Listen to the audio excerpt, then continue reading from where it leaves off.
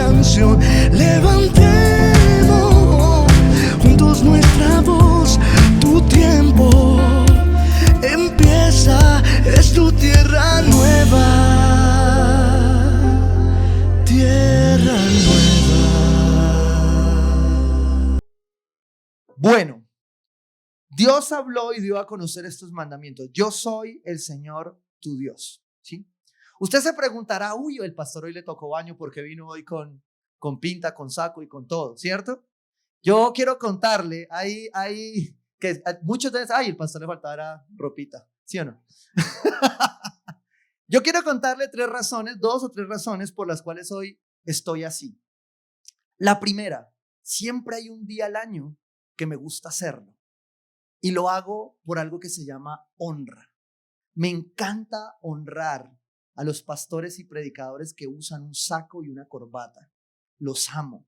Me inspiran a no ponérmela y a usar camisa de vez en cuando. Pero los amo porque creo que ellos son de una cultura, son de una tradición que decía que el domingo era el día del Señor y usted para la iglesia se iba ¿cómo? Con lo mejor. A mí me levantaron así de una u otra manera. En mi tradición católica, a mí mi papá me vestía y me decía, es que vamos para la iglesia, mijo. Y uno a la iglesia, ¿cómo va? Con lo mejor, ¿sí? Yo por eso, entre los tips que le doy a mi hija y a la que viene, es, si usted un gamín viene en chores, déjelo ir, ¿sí? Déjelo ir, no está bien presentado. Pero lo hago primero por esta razón. Primero honro, me gusta honrar a los antiguos, a los que han de una u otra manera cavado el pozo por nosotros. Y creo que una forma de hacerlo es de vez en cuando honrar el altar, ¿sí? Con una mejor presentación, ¿sí? Y hacerlo como para el Señor. De hecho, creo que nosotros muchos cuando venimos a la iglesia nos arreglamos y nos vestimos como para el Señor. Y eso está bien. Ahora, doy gracias a Dios también por la gracia de poder venir cómodamente frescos en una polo, una camisa, en un jean, ¿sí? Y algunos en un short, el Señor ya los perdonó, pero no hay problema, ¿sí? No era para usted la prédica de hoy, pero le cayó, le tocó. Pero qué bueno que nosotros en una iglesia de este tipo podamos venir cómodamente vestidos, ¿sí? Entonces creo que hay un equilibrio entre la honra y entender que estamos en la gracia, en que Dios nos permite a nosotros estarlo bien. Y hoy lo hice especialmente porque comenzamos una serie que quería dejar una huella especial, porque es una serie que viene. Yo hace 8 días escuchaba a Roberto y yo decía, increíble lo que Dios tiene de claro que yo no tengo. Yo intento planear, pero Dios siempre sabe más. Y esa palabra que el Señor nos dejó hace 8 días a través de Roberto, wow, tremendo. O sea, me llegó al corazón. Y me reafirmó esta serie, porque esta serie se llama Dios primero. Dígale que tiene al lado, Dios primero, ¿sí? Y cuando uno va a hablar de Dios primero, pues uno tiene que hacerse muchas preguntas acerca de si Dios es o no es lo primero en la vida. Y tomé este pasaje como introducción porque haciéndonos nuestra lectura de experiencia bíblica en comunidad, alguien hizo esta pregunta. ¿Por qué Dios solía sellar sus mensajes, sus mandamientos, sus peticiones con esta firma? Yo lo leí así, entendí que es como una firma del Señor diciéndole a este pueblo, yo soy el Señor tu Dios. Y les decía algo y 3 líneas después decía, yo soy el Señor tu Dios. A mí me gusta pues como ingeniero a veces hacer los cálculos y entre mis estadísticas que no sirven para nada, encontré esta, dice, de las 161 veces que aparece esta firma, yo soy el Señor tu Dios, 73 están en la historia del pacto. O sea, a este pueblo que Dios estaba sacando de la esclavitud, Dios tuvo que recordarle el 50% de veces que lo hizo, yo soy el Señor tu Dios. Y aquí en Éxodo lo acompaña de un complemento que dice, yo te saqué de Egipto, del país donde eras esclavo. Y cualquiera que ha leído y que lee en contexto, se da cuenta que el pueblo, aunque le decían eso, ¿qué pasaba después? Se le olvidaba. Yo ahí me sané porque dije, yo no soy el único que sufre la memoria, ¿no? Pero para eso tengo Biblia. Porque Dios a veces suele recordarnos. Y con estos detalles, entendía que Dios le quería decir a este pueblo, Dios es primero. Y quiero que nunca lo olvides. Quiero que nunca olvides que yo te saqué de Egipto. Quiero que nunca olvides que a mí no me importa tu pecado. Yo estoy aquí por ti. Quiero que sepas que aunque la acabas de volver a embarrar, yo soy el Señor tu Dios. Este pueblo casualmente había sido liberado de la esclavitud de Egipto y ya había salido físicamente del lugar. Pero dice la palabra que ese pueblo en el corazón todavía llevaba a Egipto. Y es otra de las razones por la que entiendo Dios solía sellar a este pueblo así, recordándole que Él era el Señor su Dios. Porque pareciera que ya habían salido de atrás, pero en su corazón seguían viviendo atrás. Aunque ya tenían una nueva vida, aunque ya eran nuevos y seguían avanzando. Y esto me llevó entonces a preguntarme, ¿y en el Nuevo Testamento no lo dice el Señor así? Sí lo dice, pero no en este número. No en este número de veces. En el Nuevo Testamento lo reafirma con respecto a su nombre, que es sobre todo nombre. El YHWH, ¿sí? El tetragramatón inefable, el nombre impronunciable, ¿sí? El nombre de Dios. Y aquí el Señor me llevó a Marcos 12, versículo 30. ¿Cómo lo expresa el Nuevo Testamento? Dice, ama al Señor tu Dios, ¿cómo? ¿Con qué? Si algunos empiezan como a temblar con todo, ¿sí? Con todo que tu corazón, con todo lo que sientes, con todo lo que piensas, con todo lo que decides, ama al Señor tu Dios con todo tu corazón, con toda tu alma, tu mente, tus emociones, tu voluntad, con toda tu mente y con todas tus fuerzas. Y aun cuando no tienes fuerzas, ama al Señor tu Dios, ¿sí? Eso es lo que dice la palabra. Está afirmando el mismo sello, pero lo está colocando aquí de otra manera. Y entonces acá viene la primera pregunta de esta serie. Y es, ¿qué lugar ocupa Dios en tu corazón hoy? Porque sé que tal vez si lo lanzo general, todos diríamos, amén, es el número 1. Pero yo quiero llevarte a manera de introducción a evaluarte en 3 aspectos sobre esta pregunta. ¿Qué lugar ocupa Dios en tu corazón hoy? Y quiero que te preguntes esto. ¿Qué dicen tus acciones hoy? Hablan de que Dios es lo primero en tu vida. No por decir más veces amén o no por decir más veces soy cristiano, tienes a Dios primero. Pero la palabra nos deja ver que debemos con todo amar al Señor. Y aquí viene una segunda, y es, ¿qué dicen tus acciones? Y la segunda es, ¿qué dicen tus hábitos? Me encantó una frase de una mujer muy fuerte en apologética que se llama Ana Ávila. Y ella dice, tus hábitos, más que tus palabras, son las que reflejan lo que más deseas. ¿Qué dicen tus hábitos hoy? ¿Qué es lo que está por encima en tu vida? ¿Qué es lo primero y no es Dios? Es posible que cuando tú te respondas esto y tú hagas el ejercicio que te propongo, tú digas, Dios es lo primero en mi vida. Y aleluya, gloria a Dios. Debería ser nuestra ratificación diaria, confirmar que Dios es primero en nuestra vida. ¿Cómo más podemos a través de nuestras acciones, de nuestros hábitos, confirmar que Dios es lo primero? A través de los recursos que Dios nos da. En esta iglesia hemos aprendido acerca del orden y el propósito. Y hemos aprendido de los 3 recursos sobre los cuales se nos van a pedir cuenta. 1, las relaciones, las personas, aquellos que tienes al lado, Dios te pedirá cuentas de ellos, ¿sí? Pero también nos va a pedir cuentas del tiempo y del dinero. Y para el tiempo hay herramientas, ¿sí? Usted tiene ¿qué? Agenda. Y yo te pregunto hoy, si te hicieras esta pregunta con tu agenda abierta, ¿es Dios lo primero en tu vida? Si tú la abres de lunes a domingo y dices, ¿cuánto le dedico al Señor? No, yo voy fielmente a la iglesia, 2 horas. Es más, yo soy de los que me quedo y me echan la carpa encima. ¿Sí? Ya lo sugieren, no lo van a volver a hacer.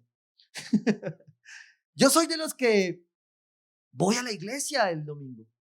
Dios es primero. Y entonces tú coges tu agenda, miras 24 horas a la semana, sacas lo que duermes, los que duermen, ¿cierto? Coges esas 2 horas, las divides en 24 por 7 y te empiezas a dar cuenta que tú le dedicas más o menos como el 3 punto algo por ciento a Dios, ¿sí? Y yo quiero que tú con ese porcentaje lo mires tu agenda y digas, Dios es primero en mi vida. Porque sí, yo estoy de acuerdo contigo. El apóstol Pablo dice, todo lo que hagan, háganlo como para el Señor. Pero la pregunta es, ¿todo lo que estás haciendo lo estás haciendo para el Señor? ¿O realmente tienes una agenda llena donde Dios no existe y existe el domingo? Y no está mal, es un buen comienzo, pero un 2% no es Dios. Es más, un 10 tampoco. Porque la palabra dice, ama al Señor tu Dios, ¿con qué? Con todo. ¿Sí? Y la pregunta es, ¿en tu agenda es Dios lo primero? Ahora, saca tu presupuesto, ¿sí? Porque una vida de orden y propósito es una vida que tiene un presupuesto. Yo no pido que levanten la mano acá porque asumo, cometo el pecado número 1 de la comunicación, que estando en tierra nueva tú sabes que hay que hacer un presupuesto, ¿sí? Pero asumo otros principios especiales que hemos aprendido, que si estás casado tienes un solo presupuesto y que lo conoce tu esposa y tú y que no tienen dos finanzas en casa, porque cuando hay dos finanzas hay dos casas. Y la pregunta es, ¿ahí está Dios primero? Una cosa es que tú sumes tu presupuesto en casa y ejecutes diferente por habilidades. Por ejemplo, y aclaro, no es doctrina, en mi casa yo administro lo general. Yo trabajo en el presupuesto, las herramientas y llego a la junta directiva donde la señora vicepresidenta pide cuentas, ¿sí? Y me siento con ella y le muestro cómo se gasta el presupuesto. Y ella dice, lo de peluquería está muy poquito. Bueno, subamos. Y yo le digo, faltó lo del fútbol. ¿Listo? Pero todo está allí. Ella sabe yo qué gasto y yo sé qué gasta. Porque somos uno. Un presupuesto donde Dios es primero. En una casa no hay dos presupuestos, es uno solo. Pero también tenemos algo especial y es que en mi casa, por eso usted siempre que se arrime a mí a pedirme plata, perdió. Porque nunca tengo. Es un pacto en mi casa. La que maneja el efectivo, ¿quién es? La fiscalía. ¿Sí? Entonces, si usted quiere que yo le dé plata, pídale a mi esposa, porque yo nunca tengo. Ahora he mejorado con X, ¿sí? Pero nunca tengo. Fue un pacto que hicimos, ¿por qué? Porque yo no era buen administrador, no sé qué pasaba. Yo me metía un billete del bolsillo y que no, que el jugo, que la guapanela, que vino tal y que las papitas, que no sé qué. ¿Y en qué se gastó esa plata? Decía mi esposa, yo no tengo ni idea. Lo que yo sé es que no me la fumé, no me la bebí, nada. Pero me la gasté. Entonces, como supimos eso, tomamos decisiones donde Dios era primero en el presupuesto y nosotros íbamos segundos. Pero pusimos orden, ¿sí? Son principios que me dejan ver y acciones que me dejan ver a Dios primero, ¿sí? Ahora, si usted está en una casa donde su esposo no tiene todavía estos principios, usted tenga paciencia y ore para que llegue a ese punto. Si usted llegó a la iglesia reciente y no lo tiene así, tranquilo, hay un curso de paz financiera. Usted va y lo hace y se pone de acuerdo. Ahí le entregan todas las herramientas. No le voy a dar más detalles porque no es de la prédica. Pero el presupuesto habla de si Dios es primero o no es primero en tu vida. En lo que tú gastas va a hablar de si Dios es primero o no es primero en tu vida. ¿Por qué? Porque cuando gastamos a veces solemos derrochar. Y me encantó esto. Tú nunca llamarás derroche a lo que gastas en lo que está primero para ti. Nunca. Nunca tú dirás, ay, tan derrochador que compró zapatos. Pastor tan derrochador. No, tú nunca vas a decir eso. Si eso es lo primero para ti. Y esto lo he aprendido siempre de la palabra y de mis pastores. Para la iglesia, siempre lo mejor. ¿Por qué? Porque es para Dios. ¿Quiénes vinieron a parejas el viernes? Recibieron lo mejor. ¿Saben por qué? Gloria a Dios. Porque es para Dios. Y tu matrimonio es para Dios. Las parejas que el viernes cogieron y dijeron, pero todo eso vale la comida, está como caro, ¿no? Y yo le digo una cosa, más barato imposible. Hasta el frutiño estaba rico. El chef me va a matar. Eso fue un cóctel especializado. Eso nos dijo, ¿cierto, chef? Eso fue todo buenísimo. Yo digo, ¿esto cuánto vale? Pero Dios en la iglesia nos hace hacer cosas excelentes, ¿sí? Para Dios. Cuando algo es para Dios, cuando algo es importante para ti, nunca es un derroche. Pero cuando algo no es importante para ti, a ti te va a parecer un escándalo. Y la palabra nos deja ver algunas cosas referentes a este tema, a este Dios primero, que tiene 3 puntos muy básicos. Tener a Dios primero, punto número 1, es una cuestión del corazón. Y yo te quiero dar un ejemplo en la Biblia que está en Marcos 12:41. Gracias. Quiero que lo lea conmigo en 3D, ¿sí? Dice, Jesús se sentó frente al lugar donde se depositaban las ofrendas, ¿sí? Escuche esto. Jesús se sentó, no me dejaron silla. Ah, sí, por acá está. Jesús se sentó en el lugar donde depositaban las ofrendas. O sea, más o menos así, ¿cierto? Ay, yo decía, ay, Señor, déjeme hacerlo un domingo. ¿Sí o no? Bueno, ahorita sí, vamos a traer los diezmos y las ofrendas. Yo me imagino eso. O sea, Jesús sentado frente al alfolí, diciendo, bueno, ahora sí vamos a diezmar y a ofrendar y los que vienen traen. Y yo me imagino los sentados, hay que ir a meter aunque sea el sobre porque el Señor está viendo. ¿Sí o no? Vamos, aunque sea llevar el sobre, marquémoslo y dígale que es una promesa de siembra. Y yo la traigo dentro de 8 días. Recuerde que usted no tiene deudas con Dios. Amén. El Señor ya pagó. Pero yo leía esto y decía, depositaban las ofrendas y estuvo observando. O sea, yo veía eso y yo decía, Jesús así. ¿Cómo lleva uno el sobre ahí? Y dice, ¿cómo la gente echaba sus monedas en las alcancías, en los cofres del templo? ¡Wow!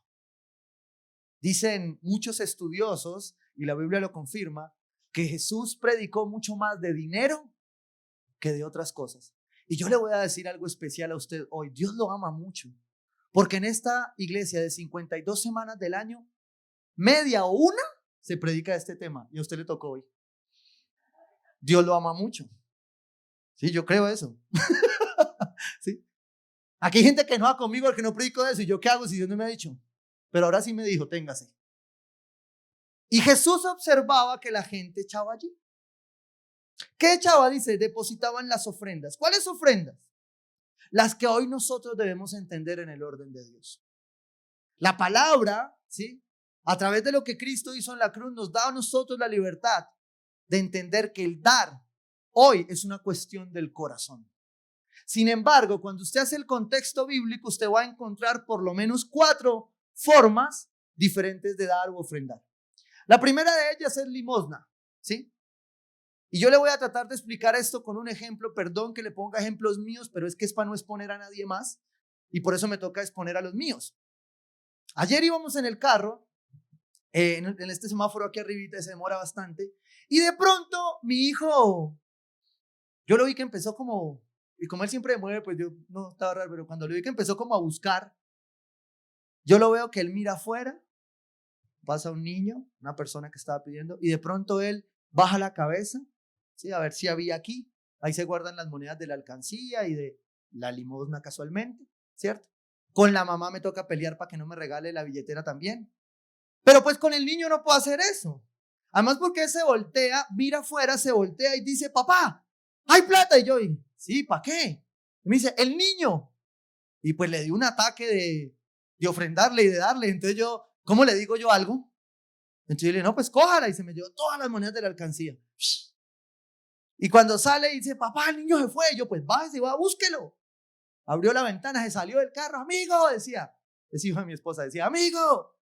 ¿Sí? Y el niño se volvió. Entonces él le dio sus moneditas y se sentó. La limosna es aquello donde tú no tienes tiempo de buscar, de contar y de hacer. Es algo que tú das ya. ¿Sí? Y lo tienes ahí. ¿Ya? Lo tienes ahí. Esto lo necesita, tenga. Dios te lo puso ahí. Esa es limosna. Y la palabra dice en el proverbio, casualmente, lo siguiente. El siguiente punto de dar.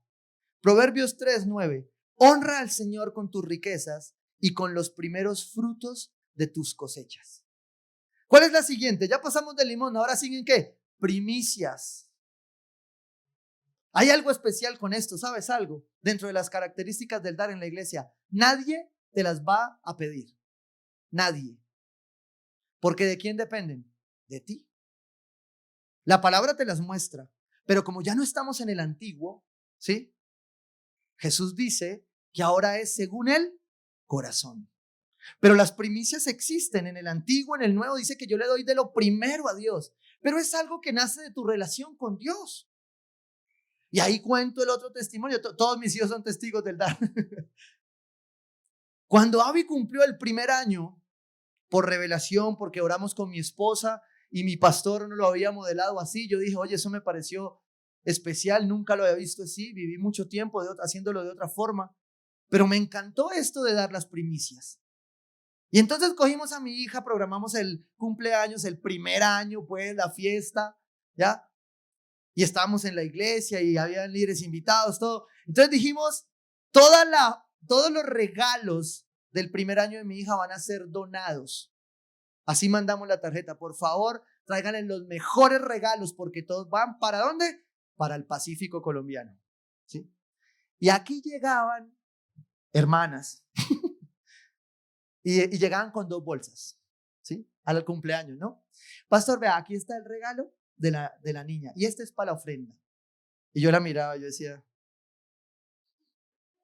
no hay uno y no hay otro. A mí Dios me dijo que todo va para el mismo lado. No, pero es que este era para la niña, yo lo compré especial para la niña. No, es primicia, chao, se fue. ¿Te vieron lo lindo que veían las negritas con los vestidos de Abby? Nuevos, para estrenar. Mi hija va a recibir todo lo que esa primicia significó sembrar. Hoy no entiende nada, pero espiritualmente va a pasar todo. Hubo otros que llegaron tarde a la fiesta, no vinieron a la fiesta para no traer el regalo, les costaba. Y llegaron el miércoles, pastor, ve, ahora sí como ya se fue todo, le traje el regalo a la niña. Y yo, no, tranquila, mi hija, que no se ha ido. Y lo vamos, ay, no, pero es que será para la niña. Va para el Pacífico. ¿Por qué? Porque habíamos decidido con mi esposa sembrar de mi hija lo primero de ella. Y aunque ella no lo entienda, la promesa dice, mira lo que dice, honra al Señor con tus riquezas y con los primeros frutos de tus cosechas. Así tus graneros se llenarán a reventar y tus bodegas rebosarán de vino nuevo. Yo estoy haciendo lo que Dios me está mostrando para que a ella le vaya bien, para que después ella lleve el papá de vacaciones. ¿Mentira? No, así no es. Pero lo que estoy haciendo es sembrar en mi hija los principios. Y ya pasé por la limosna y pasé por las primicias. Pero después sigue la ofrenda. Aquí depositaban la ofrenda, dice, depositaban las ofrendas. Y mira lo que dice la palabra, ahí mismo en Marcos 12. Muchos ricos echaban grandes cantidades. O sea, había plata. Pero una viuda pobre llegó y echó 2 moneditas. Y dice la palabra que tenían mucho valor. ¿Por qué? Si el rico vino y echó 10 millones y la vieja echó 2 moneditas de 1,000. ¿Y por qué al Señor le parece que eso era importante? Que era valioso, dice. Pero una viuda pobre llegó y echó 2 moneditas de muy poco valor. No tenían valor las monedas. Y mira lo que dice adelante. Jesús llamó a sus discípulos y les dijo, les aseguro que esta viuda pobre ha echado en el tesoro más que todos los demás. Y eso me ratificaba un principio acerca del dar en la iglesia y del dar como hijos. Es tan una cuestión del corazón que aunque Dios observa, no le interesa cuánto echas. Él estaba viendo tu corazón. Él estaba viendo tú cómo llegabas al alfolí. Recuerdo alguna prédica que di aquí una vez que se llamaba el diezmo íntegro, que no tiene nada que ver con porcentajes o valores. Tiene que ver con la integridad de tu corazón para darle al Señor. Porque de nada te sirve venir a creer que darle a Dios es una indulgencia con la que te haces más bueno, cuando tu salvación es por lo que crees y no por lo que haces. Jamás vayas a pensar que por darle al Señor vas a ser más o menos salvo. Recibe al Señor en tu corazón, arrepiéntete, recibe a Jesucristo y vive por Él. Porque cuando tú lo recibes, entonces tú vas a empezar a aprender que esto es una cuestión del corazón. No es una cuestión de porcentajes, ni de cantidades, ni de dinero. El Señor lo está diciendo acá. Cada cual da, ¿conforme a qué? A su corazón. Mal haría el hombre en pensar que esto es un tema de de porcentajes o de valores. La ofrenda tiene que ver absolutamente con el corazón, tiene que ver absolutamente con el sacrificio. Mira, acabamos de pasar la lectura bíblica de Éxodo, Levítico y estamos en el hermoso libro de Números, felices. Leyendo números a la lata. Genealogías tan lindo, yo digo, Señor, gracias a Dios, ¿sí o no? Pero lo que sí aprendimos y vimos es que las ofrendas eran sacrificio. La ofrenda, voy a decirte esto como clave, la ofrenda te va a costar. En la ofrenda tú vas a decir, ¿todo eso? Sí. Y el Señor te dice, sí, no dudes. Yo te dije que lo des. A mí me encanta cuando personas se acercan y me dicen, pastor, el Señor me dijo que debía darle a X persona X. Y yo le dije, vaya. Y yo jamás digo, ¿cómo hace Dios para eso? Porque si uno lo pidiera, no se daría. ¿Sabe quién lo hace? El Espíritu Santo. Que te lo pone en el corazón. Y cuando Dios te pone en el corazón, no dudes. Cuando Dios te ponga, doy A o doy B. Uy, pero ves más. No, demos A, de B. Que no pierde. Porque ahí hay sacrificio. Cuando a ti te cuesta, ¿sí? Cuando es más de lo que tú creías, allí Dios empieza a cumplir su promesa. Dios empieza a hacer algo especial. Según la medida de tu sacrificio, según la medida de tu corazón. Porque ¿sabes qué hace esto en la vida de los hijos de Dios? Cuida nuestro corazón. Porque el dar, la limosna, las primicias, la ofrenda y el diezmo, tranquilos que ya voy para allá. Porque hay unos preocupados que no les he hablado. Cuando usted va empezando allí, usted se empieza a dar cuenta que Dios lo que está haciendo con todo esto es cuidar su corazón. Por eso Dios le insistía a este pueblo, yo soy el Señor tu Dios. ¿Por qué? Porque el pueblo se iba a olvidar. En Deuteronomio, ya vamos a entrar por allá, Él les dice, les voy a dar todo esto, pero no se olviden de Dios. Porque en la bendición uno sí que suele olvidarse de Dios. Y ahí en la bendición, revisa tus acciones y tus hábitos para saber si Dios es primero. Yo no vine a hablarte de plata, yo vine a hablarte del corazón. Y el dar tiene que ver con el corazón. Y por eso el Señor con esta viuda le da un ejemplo ¿a quién? A sus discípulos. Miren lo que sigue diciendo. Les aseguro que esta viuda pobre ha echado con el tesoro más que todos los demás. Estos dieron de lo que sobraba, pero ella de su pobreza echó todo lo que tenía, todo su sustento. ¿Sabes qué es la ofrenda? Todo. Es cuando tú ya dependes de Dios. Y a mí me encantan los testimonios de los jóvenes. A mí me encanta cuando los jóvenes empiezan a dar testimonio del dar. Alguna vez tenía una compañera en el instituto bíblico y ella era una universitaria. Y ella contaba su testimonio cómo su papá le daba su mesada. Pero Dios le reveló a ella el dar, el diezmar, el ofrendar, todo. Y ella dice, primero Dios. Pero si hacía la cuenta, su papá, muy racional, le daba la cuenta exacta para el pasaje, la comida y las copias. O sea, si ella diezmaba, o no había bus, o no había comida, o no habían copias. ¿Sí? Pero ella decía, y yo un día en esa encrucijada dije, ¿qué hago? Y sentí del Espíritu Santo que me dijo, Dios primero. Busquen primeramente el reino de Dios y su justicia y todo lo demás, ¿qué? Será añadido. Y ella me encanta como decía, y nunca, pastor, nunca me bajé del bus, nunca dejé de almorzar y nunca me faltó una copia. Porque cuando Dios es primero en mi vida, todo lo demás es añadidura.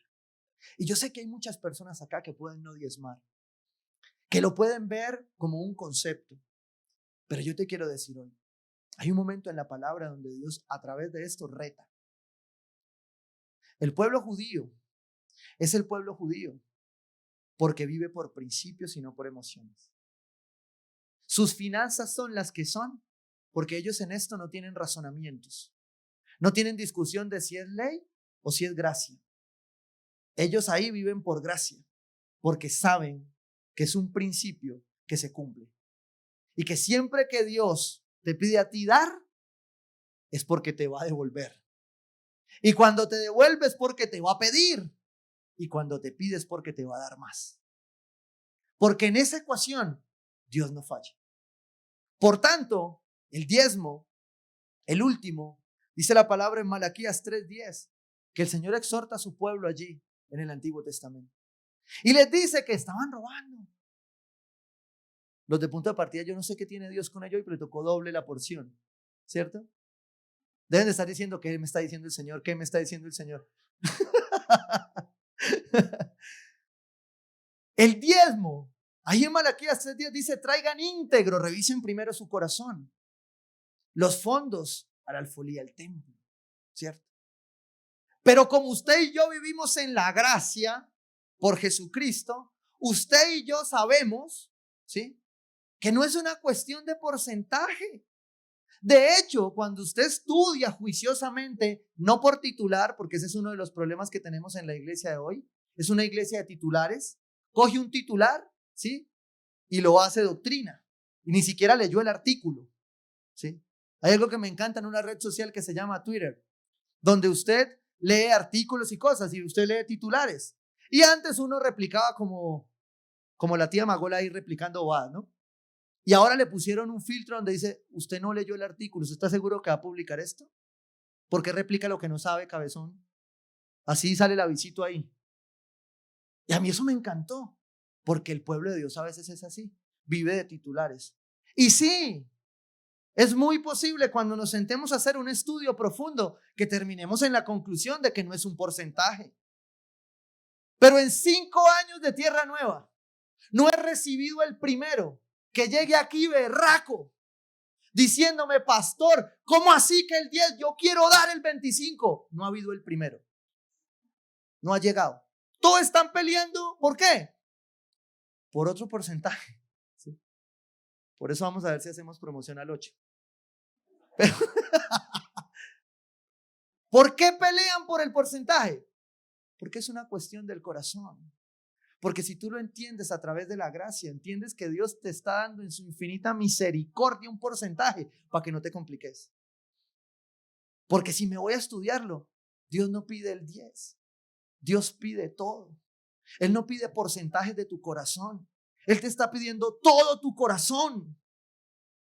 Entonces, cuando se trata de otras áreas, del tiempo, del dinero, de las relaciones, yo quiero darle pedazos. Cuando Dios me pide, ¿qué? Todo. Como es mayordomía, Él me deja administrar, me deja un desafío. Y con respecto al diezmo, dice, pruébenme en esto. Y veía un testimonio hermoso en estos días de un judío. Y sabe una cosa, yo decía, ay Señor, qué bueno implementar esto en la iglesia tan chévere. Ellos no tienen tiempo de orar y cuánto van a dar. Primero es ley, lo van a cumplir. Y segundo, el rabí aparece un día y le dice, Fabio, tengo para decirte algo. El Señor me dice que debes dar 4 veces lo que estás dando. Y así el rabí, ¿y de dónde? ¿Quién le mostró? Me dijo, no sé. Debes dar 4 veces. Sé que te va a ir bien. Y yo decía, ay, déjame hacer eso, Señor. Pero no. Y cuando veía el testimonio, aquí el ejemplo de Fabio, ese hombre llegaba y decía, Dios mío, 4 veces. Pero si apenas estoy empezando. Y ¿sabe? Ese hombre quedaba como testimonio. No era una preocupación de dónde iba a sacar la plata. ¿Sabe cuál era la preocupación?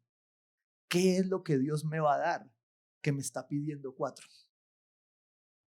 Y ese hombre cuenta cómo el testimonio, lo que recibió, fue mucho más que 5 siquiera. Lo que le estaba pidiendo su pastor, su rabí que hiciera, no era nada con respecto a lo que él iba a venir. Es un gran empresario. Pero él no sabía lo que iba a recibir. Pero cuando Dios pide, créamelo, es porque Él va a dar. Es porque Él está dispuesto a hacer mucho más. ¿Y saben por qué? Por un principio que envuelve todas estas formas de dar, que es el principio de la siembra y de la cosecha. Porque no es un principio financiero solamente en la Biblia. Sí, hay un pasaje que lo explica con respecto a la medida en la que das. Pero la siembra y la cosecha es un principio general de vida que envuelve todos los principios. Si tú siembras en tu esposa, cosechas de tu esposa. Si tú siembras en tu esposo, cosechas de tu esposo. ¿Sí? Si tú siembras en tus hijos, cosechas de tus hijos. Lo que siembres, cosecharás. Pero ese es un principio transversal en la palabra. No es un principio exclusivamente financiero. Es una ley. ¿Por qué? Por eso el pueblo judío no dudaba. Porque ellos siguen pensando que si dan, reciben. ¿Sí? Que si usted lo suelta, se cae. ¿Por qué? Por principio. Con el dar es exactamente igual. Tú das, recibes. Donde des, vas a recibir. Esta mujer estaba entregando esas 2 monedas convencida de esto. De que estaba dando lo que le sobraba. No lo que le sobraba, lo que tenía. Todo. Y me encanta esto porque la palabra suele hacer estas precisiones. El segundo ejemplo, ya después de pasar de las cosas del corazón, es un ejemplo de extrema adoración. Y también es una mujer. Y cuando estaba haciendo el sermón yo decía, pero Señor, otra mujer. ¿No hay un mancito ahí como que muestre el corazón? Y lo que trataba de leer y entender es que a veces las mujeres pueden dar esta expresión de amor no porque sean sentimentales, es porque la mujer es más sensible en su corazón. Los hombres que tenemos esposas cristianas que buscan a Dios, sabemos que ellas a veces nos advierten cosas y que nosotros no escuchamos. ¿Por qué? Porque nosotros a veces le metemos la razón. Yo se lo conté. Yo era al contrario hasta que mi esposa me dijo que yo era un ladrón. Con todo cariño me dijo. Y cuando yo ordeno mis finanzas y pongo a Dios primero, yo le decía, no, yo estoy muy endeudado para diezmar. ¿Cómo va a ser eso? Dios conoce mi corazón. Dice, sí, pues porque lo conoce es que lo estás haciendo mal. Me dijo, ¿qué tal si pruebas y lo inviertes y pones primero a Dios y crees lo que Él va a hacer? Y claro que se volvió más difícil diezmar. ¿Por qué? Porque el Señor me bendijo. Y entonces el diezmo era más grande. Y cada que yo iba a diezmar más, yo decía, uy, Señor, pero ya hasta aquí, ¿sí o no? Y el Señor mandaba, pues yo no mando más si quiere. Tenía un amigo comercial que estábamos en cierre y empezaba a apretar la cosa y me decía, yo le dije, pero vas mal, ¿y qué? ¿No vas a cumplir? Y me dice, no, yo ya oré. ¿Y qué oraste? Yo ya hablé con el Señor. Le dije, Señor, se le va a bajar el diezmo y no cumplimos, problema suyo. Y yo decía, yo quiero eso. Yo sufría más. Y cumplía el berraco. O sea, yo no lo vi nunca que Dios lo dejara tirado. ¿Pero por qué? Porque había una relación. Y porque también había una relación de adoración. La segunda mujer está en Mateo 26, 6, 13. Dice, estando Jesús en Betania, en casa de Simón, llamado el leproso, se acercó una mujer con un frasco de alabastro, lleno de un perfume muy, ¿qué? Caro. Como ahora en la antigüedad los perfumes eran caros. Y este era de alabastro, era un contenido que el aroma era especial y era costoso. Era ese de que usted guarda solo para las ocasiones especiales. Sí, la mayoría tienen un perfume ahí que solo se lo echan para algo especial. ¿Sí? Se les va a quedar ahí seco, ya ahí va y lo vuelve y lo mira, ¡ay! Se secó el perfume. ¿Sí? Échenselo, que eso es pontárselo. Bueno, sigamos. Se acercó una mujer con un frasco de alabastro lleno de un perfume muy caro y lo derramó sobre la cabeza de Jesús mientras él estaba sentado, ¿a qué? A la mesa. Al ver esto, los discípulos se indignaron. ¿Quiénes? Los discípulos. A mí me llamó mucho hasta la atención, porque uno quisiera haber encontrado que los fariseos se habían indignado. ¿Pero quiénes se indignaron? Los discípulos. Y con esto que yo te estoy preguntando, yo sé que hay personas que lo van a atesorar porque Dios hoy les habló. Como sucedió con un joven esta mañana que termina la prédica y se acerca y me dice, ¿cómo vas a predicar eso? Y yo le digo, yo no fui. Dios tiene un plan. Y estoy seguro, no, yo lo tengo muy claro. Pero hay otros que ante estos temas se indignan. Y se indignan y no les va a gustar. Y les va a parecer un desperdicio. Les va a parecer que eso no concuerda en este tiempo. ¿Sí? Que estamos usando mal la palabra. Esta mujer no midió eso y derramó el perfume sobre Jesús. Y Jesús le responde con unas palabras que son muy disruptivas y contracultura en este momento. Consciente de ello, Jesús les dijo, ¿por qué molestan a esta mujer? Ella ha hecho una obra hermosa conmigo. Y aquí viene una cosa fuerte, porque dice: a los pobres siempre los tendrán con ustedes, pero a mí no me van a tener siempre. Me van a tener siempre. Al derramar ella este perfume sobre mi cuerpo, lo hizo a fin de prepararme para la sepultura. Y yo quiero repetírtelo hoy. Nunca llamarás derroche a lo que gastas en lo que está primero para ti. Cuando Dios no es primero para ti, lo que es para Dios muchas veces te parecerá un derroche. Cuando David construye el templo, cuando Salomón empieza a construirlo, David empieza a preparar los materiales. Dice la palabra que pongámosle oro, plata, piedras preciosas. Usted y yo podríamos pensar que eso era un derroche, pero era lo que Dios quería para probar el corazón del pueblo. Claro, gracias por la cruz, porque gracias a la cruz usted y yo sabemos, como Jesús se lo decía a los fariseos, que debemos hacer lo uno sin dejar de hacer lo otro, que debemos saber dar para Dios, pero debemos ir por los pobres, porque ellos necesitan ver a Dios en la provisión. Pero cualquiera que lee esto y lo entiende, se da cuenta que en la pobreza muchas veces hay un problema de dar. Porque si hay algo con lo que usted y yo en Colombia y en Latinoamérica luchamos y batallamos, es con la esclavitud y la orfandad de pensar que la pobreza es un estado, cuando realmente es algo que está en tu corazón. Porque la verdadera pobreza no tiene nada que ver con faltante, porque el que está con Cristo sabe que todo lo tiene y que Dios todo se lo provee.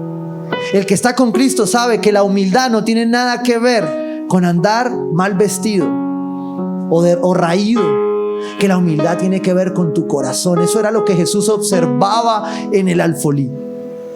No la cuenta, no el valor, sino el corazón.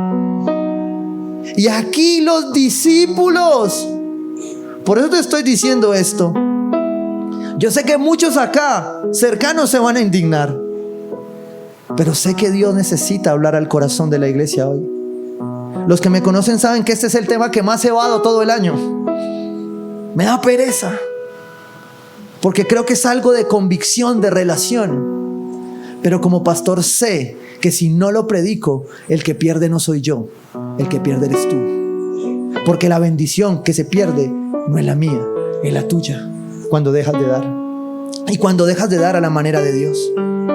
Dice la palabra allí, entonces, les aseguro que en cualquier parte del mundo donde se predique este evangelio, se contará también en memoria de esta mujer lo que ella hizo. Hoy usted y yo todavía estamos hablando de la adoración extrema de una mujer que derramó un perfume. Hay otro hombre en la Biblia, Abel. Usted y yo hoy hablamos de la ofrenda que Dios vio en el corazón mejor que otra, y fue la de Abel. Y la Biblia, usted lo lee, todavía habla de ella en el Nuevo Testamento, y usted y yo hoy lo recordamos. Eso es amor extremo. ¿Sabes qué es amor extremo? En Juan 3:16 dice la palabra que tanto te amó Dios, que tanto nos amó a nosotros como el mundo, que dio a su hijo. ¿Qué hizo? Dio. ¿Quién fue el primero que dio? Dios. ¿Y qué dio? Todo. Y yo me hacía esta pregunta: Dios dio a su hijo al que amaba. Y yo te hago esta pregunta: ¿estás dispuesto hoy a dar a tu hijo? Y yo viniendo de acá decía: no son capaces de dejarlo en Kidland, toca arrancárselos de ahí. Y uno va y dice: no, es que el niño no quiere. Es usted, papá, suéltelo, él allá va a estar bien. Pero Dios dio a su hijo, Dios lo dio para que tú y yo, que creemos en él, tuviésemos vida eterna. Porque el dar no se trata de lo que está aquí, el dar se trata de lo que está allá. ¿Y sabes cuál es la tercera característica de darle lo primero a Dios? es que cuando veo la palabra, veo que todos los hombres, desde el Génesis en adelante, siempre que se trató del dar, estaban intencionados a buscar la presencia de Dios. Porque el dar tenía que ver con relación, con la búsqueda incesante de la presencia de Dios. Y para ello, ellos construían altares. Uno de ellos es David en 2 de Samuel 24. Mire lo que dice aquí, versículo 16. Entonces el ángel del Señor que estaba junto a la parcela de Araúna el Jebuseo extendió su mano hacia Jerusalén para destruirla. Quiero explicarte qué está pasando aquí. David había pasado de ser un hombre que tenía a Dios primero a ponerse él primero y a creer que él, ahora que ya era el rey, ¿sí?, podía hacerlo en sus fuerzas. O sea, diríamos en español latinoamericano caleño, se le subieron los humos, ¿sí? Y entonces él ahora dijo: yo voy a contar los soldados para la próxima batalla, voy a hacer un censo. Cuando nunca Dios le pidió eso. ¿Por qué? Porque ¿cómo venció a Goliat? Contando las piedras, con la mirada puesta en Dios. Así lo venció. ¿Cómo ganó las otras batallas? Dios le decía: haz esto, esto, esto, y él obedecía, lo hacía. ¿Y qué pasaba? Ganaba. Pero ahora se las había dado de curioso, de contar el ejército. Y Dios se molestó con él, ¿sí?, y envió unas plagas sobre el pueblo. Y el pueblo, muchas personas murieron. Y David clamó al Señor y le dijo: perdóname, yo he hecho esto mal. Y ahí donde moría el pueblo, ahí la presencia de Dios aparece para aplicar misericordia. Dice que ese ángel que estaba allí levantó su mano. Dice: pero el Señor se arrepintió del castigo que había enviado. Basta, le dijo al ángel que estaba hiriendo al pueblo.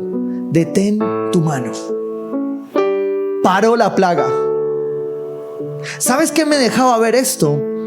Que cuando hay hombres como tú, como yo, imperfectos, que nos hemos equivocado, pero que queremos poner a Dios primero, Dios detiene lo que está pasando. Dios en su misericordia dice: espérate, este pueblo se dio cuenta que yo era primero, lo voy a usar. ¿Para qué lo voy a usar? Después de que detiene esto sobre David. Y le dice en 2 de Samuel 18, más adelante: ese mismo día Gad volvió donde estaba David y le dijo: sube y construye un altar al Señor en la parcela de Araúna el Jebuseo. Cuando yo veía esto, me emocionaba. ¿Por qué? Porque David sabía que era dar. Y David sabía que el altar se trata de dar. No se vaya a confundir pensando que yo le estoy hablando de plata hoy. Yo le estoy hablando a su corazón, porque Dios necesita que usted tenga un altar. Y en la iglesia de hoy no hay altar que funcione sin que usted levante un altar. La iglesia es la consecuencia lógica de los altares que se construyen afuera. Claro, la iglesia a veces se convierte en un campo de entrenamiento, donde usted viene a aprender y a prepararse para llevar a su altar. Muchas veces en todo campo de entrenamiento, en todo campo de comando militar, normalmente hay un dispensario, hay un hospital. ¿Para qué? Porque hay que cuidar los soldados heridos. La iglesia también se convierte en cuidado de los soldados heridos, porque no los podemos matar, pero están dentro del altar. Los heridos, los listos para el combate, todos estamos allí, listos para salir. David entiende esto. Recibe las palabras y le da una orden el ángel: sube y construye un altar. Porque para construir un altar hay que subir, hay que colocar la cuesta arriba, hay que ir al monte. Dice: sube y construye un altar al Señor. No era un lugar para pasear ni para eso, es un altar al Señor. Y este hombre, el dueño de la parcela, que se llamaba Araúna, ¿sí?, dice: pero es que es el rey, yo voy a quedar bien con el rey. Un hombre de buenas intenciones que quería llevar a tomar a David una mala decisión. Y le dice: rey, yo amo a Dios. Ese hombre tenía a Dios primero, Araúna tenía a Dios primero. Porque le dice a David: tome lo que quiera, esto es suyo. ¿Sí? Yo veía a Araúna y veía a la dueña del predio diciéndome: pastor, coja. Y yo decía: ¡ay! Aleluya, ¿sí o no? Pero David no se confunde. Y David dice: pero el rey respondió a Araúna: eso no puede ser. No voy a ofrecer al Señor mi Dios holocaustos que nada me cuesten. Miren, hay cosas que se podrían hacer fácil. Hay cosas que cuando uno tiene un papá proveedor, uno puede pedirle al papá, lo hace y dice: qué bueno Dios que me proveyó a través de mi papá. Pero hay cosas como esta que David está viendo, donde Dios necesita que David lo viva. Y aunque se lo iban a regalar, aunque se lo iban a omitir el sacrificio, David dice: no entregaré a Dios holocaustos que no me cuesten. No entregaré a Dios fuego equivocado. Entregaré fuego que va a levantar mi altar y el de mi familia, que va a levantar mi iglesia. Y David se pone aquí y dice: yo voy a poner a Dios primero. Pero yo voy a poner a Dios primero porque su presencia irá conmigo. Y en esta iglesia hemos creído que sin su presencia no hay altar, que sin su presencia no nos movemos. Pero a donde vaya su presencia, allí iremos. Y yo quiero que usted me entienda esto que le estoy hablando de esta manera.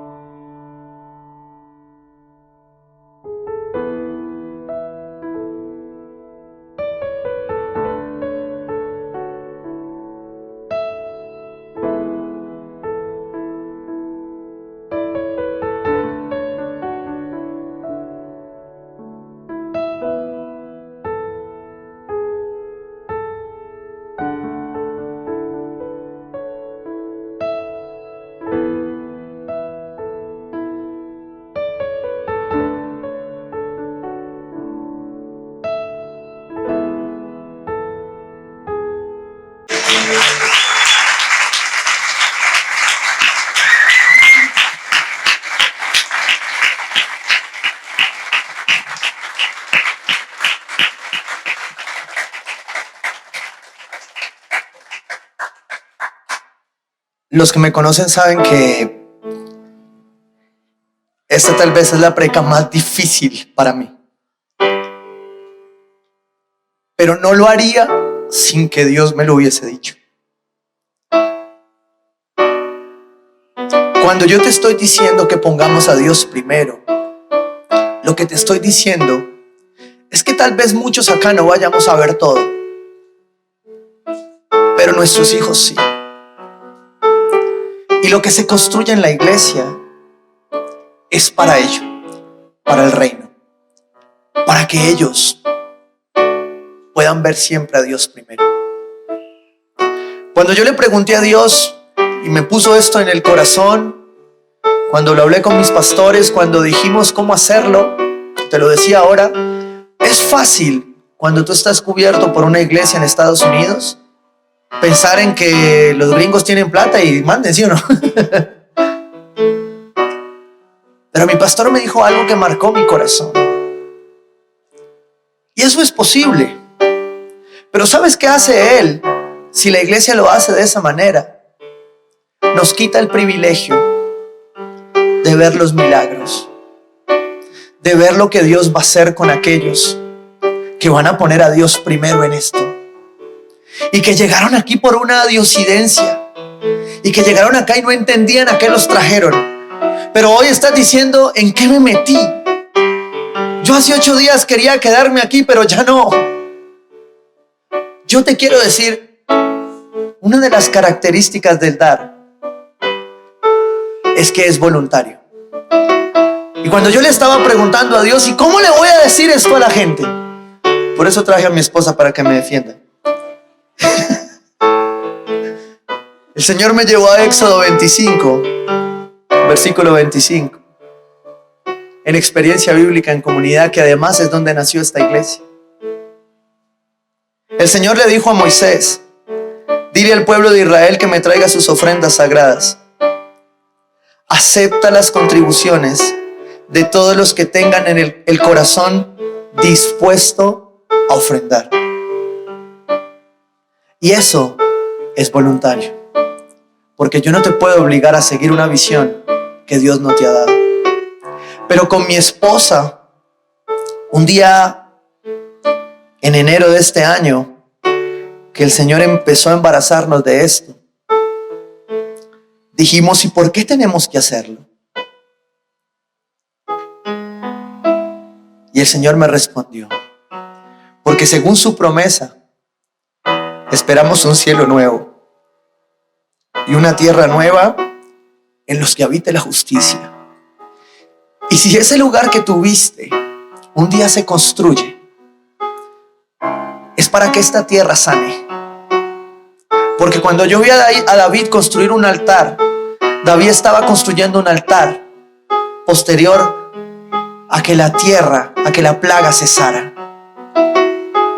Y yo sí amo esta ciudad y este país. Y anhelo que si podemos construir un altar para el Señor, donde la justicia prevalezca, donde no somos perfectos, pero sí tenemos claro que es tener a Dios primero. Y si mis hijos aprenden a tener a Dios primero, yo podré ir a la verdadera tierra nueva seguro de que Dios me dejó ver un pedazo aquí. Pero ¿sabes algo más? Aquellos que decidimos hacerlo, entendimos que Dios nos había escogido.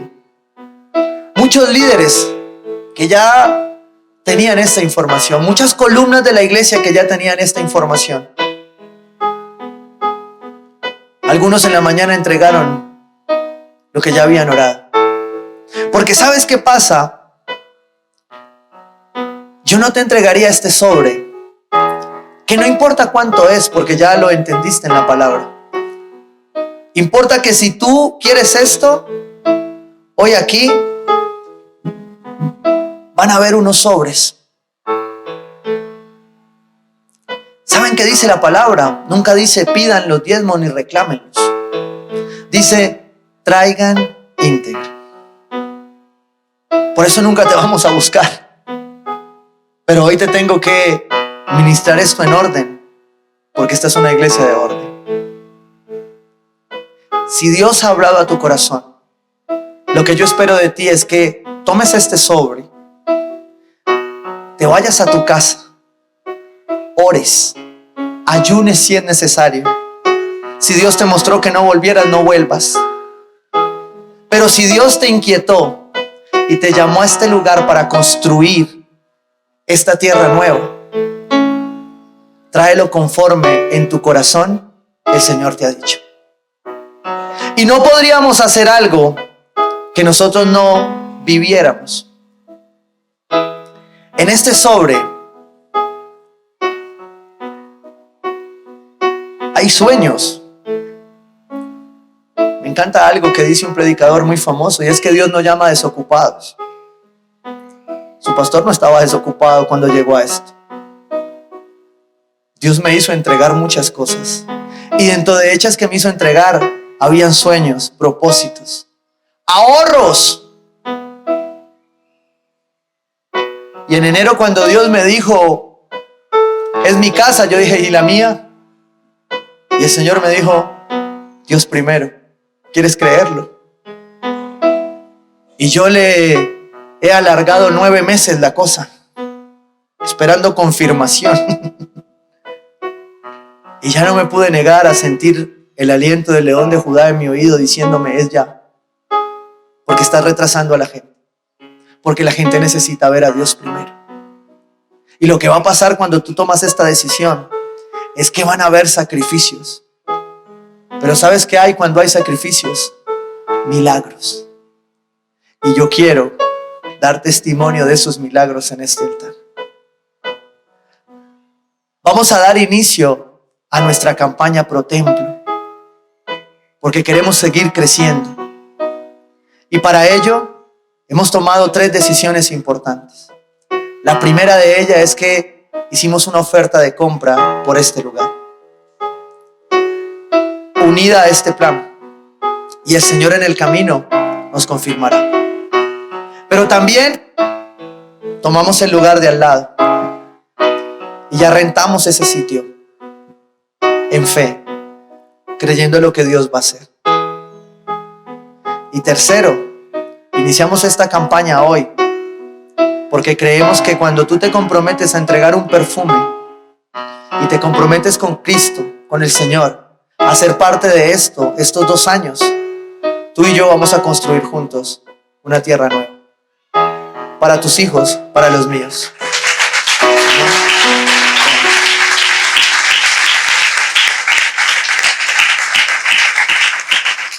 Por tanto, yo quiero con mi esposa dar apertura a esta campaña Pro Templo que se llama Dios Primero.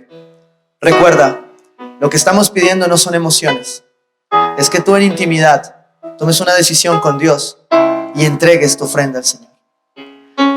Voy a abrirla y quiero pedir que si hay algún líder, alguna de las columnas que recibió muy encima la información y quiere entregar su sobre hoy, venga a este lugar y lo entregue. Si no, en la continuación de estos domingos lo puede entregar. Si usted lo tiene ahí, si es un líder que ya sabía esto y lo quiere entregar, hágalo de una vez. Bueno, con mi esposa vamos a dar comienzo a la campaña Dios Primero.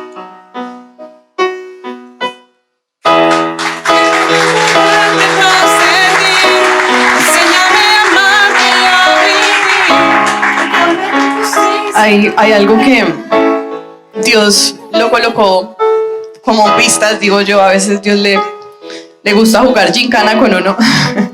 Y en el 2016 Dios describía un lugar a donde Él nos iba a llevar, sin saber que era plantar una iglesia local. Y Dios describía este lugar y nos dijo que al lugar donde nos llevaría fluirían las aguas, como pueden ver, riachuelo.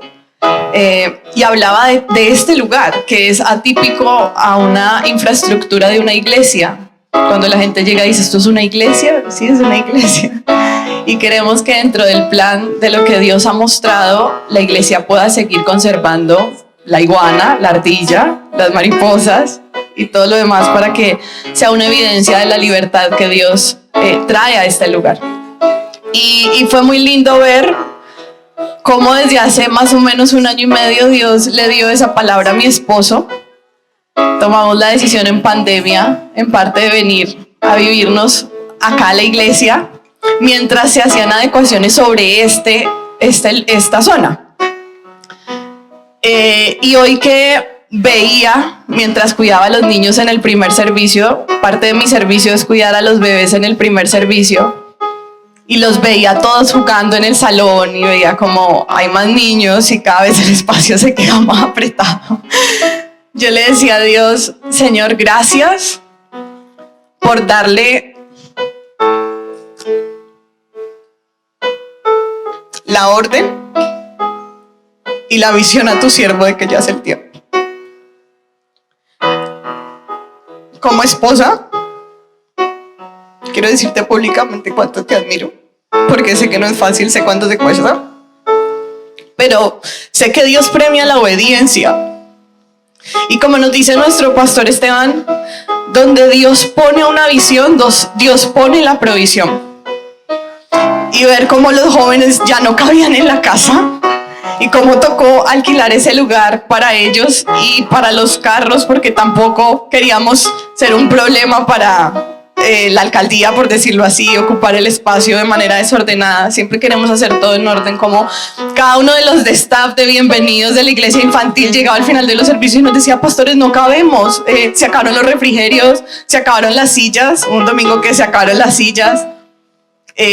Son tantas cosas que Dios fue muy lindo en empezar a levantar los ingenieros, y hoy los honro, los ingenieros topográficos que donaron su trabajo para hacer esto, los arquitectos que han donado su trabajo y su tiempo para hacer esto, los ingenieros civiles que han aportado para hacer esto, y ver a los niños correr en medio de movimientos de la iglesia infantil. Quiero abrirles mi corazón con respecto a algo de la iglesia infantil. Por ser la pastora, tengo a cargo la iglesia infantil y parte de los jóvenes. Y sueño con algo en lo cual lo comparto hoy para que como iglesia oremos por esto. Y Dios ha puesto en mi corazón orar para que Tierra Nueva sea una iglesia que abrace a las familias que tienen niños en condiciones especiales. Porque ninguna iglesia fácilmente piensa en niños y adolescentes con condiciones especiales. Y ahí no se ve en el render, porque esa es la otra parte que queremos construir con sus hijos, cómo se imaginan la iglesia infantil y cómo quieren la iglesia infantil. Oro para que con los recursos que Dios va a traer podamos armar un espacio para los niños en condiciones especiales, tanto física como cognitivamente, que Dios ya los ha traído. Y bueno, veo a Adri a lo lejos. Adri, te amo con todo mi corazón. Y sé que contigo vamos a poder capacitar los maestros. Es un sueño que Dios puso en nuestro corazón y sé que Dios te ha traído también para esto. Y capacitar a nuestros profes, que con todo el amor dan clases a nuestros hijos y terminan rendidos al final de la jornada. Pero que esos profes también, además de dar prédicas y de enseñar y de sembrar la semilla, también sepan cómo amar a los niños con condiciones especiales. Y que esos niños sepan que son especiales porque son amados por Dios y por esta iglesia. Amén. Amén. Amén.